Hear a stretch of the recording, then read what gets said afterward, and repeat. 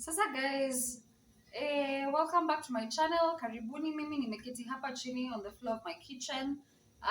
The reason is, I don't know the reason is, lakini today we are cooking chicken and I wanted to show you guys how I make my kienyeji chicken, and we begin with the very first process, of course, kuchinja, lakini jamani mimi sijui kuchinja kuku. Now, the first process, you guys, is to boil it. You see? The first process, the first thing I do is boil my kienyeji chicken, just like I'm boiling it there, guys. I usually boil my chicken with ginger and garlic and a bit of salt, so that it just becomes yummier. The spices will get into it. That is the ginger and garlic. The spices I'm talking about is fresh ginger, fresh garlic. Grind it, put it in there, put your water, let it boil together for slow cooking or slow boiling for like an hour and a half, just to tenderize it and to also make sure that it has some nice taste. Okay. The other thing I usually get from my kienyeji chicken as I'm boiling it is chicken broth. I usually ensure that I have a little bit of extra water in the chicken, and once it's done, I use the water as broth for my soups, for my stews. You could also use the broth to boil your rice, and it will have that nice and yummy ginger garlic taste, chicken taste as well. And the same chicken broth is what we will use, guys, to right here to do what? To stew our chicken. Sawa, guys. Let us wait for it to boil, and I'll see you on the other side as we will be stewing it. So my waters, the chicken is boiled. The next step now is to stew it up.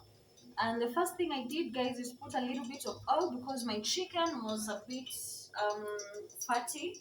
So I'll just put in a little bit of oil to saute my onions. And now that it is, I'm gonna add in my onions.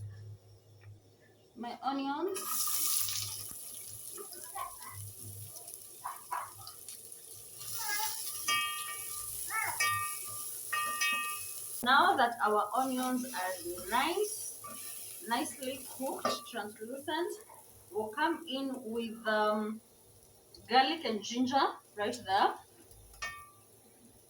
Put in the garlic and ginger. We don't want it to burn, so we'll put it in right there. Together with the dania stalks, guys.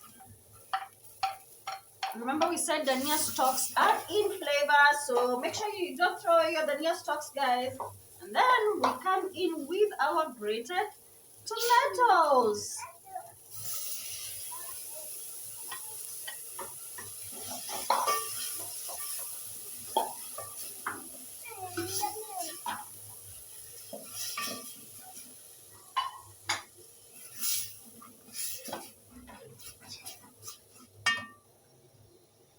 We'll let that cook for a while, like 2 minutes or so, guys, and then we'll come in and put in our chicken and let it simmer for a while.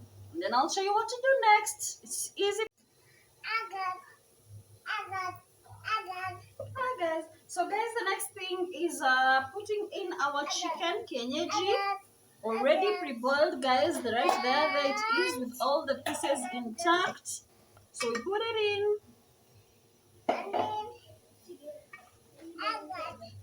And then without stirring, guys, we add in our chicken broth. You see how oily I was telling you it was?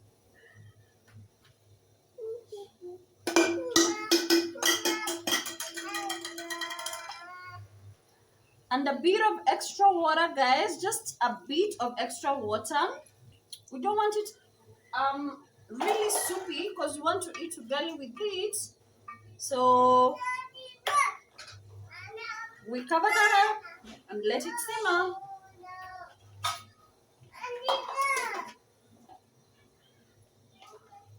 So, guys, now you can see how nice and yummy it looks.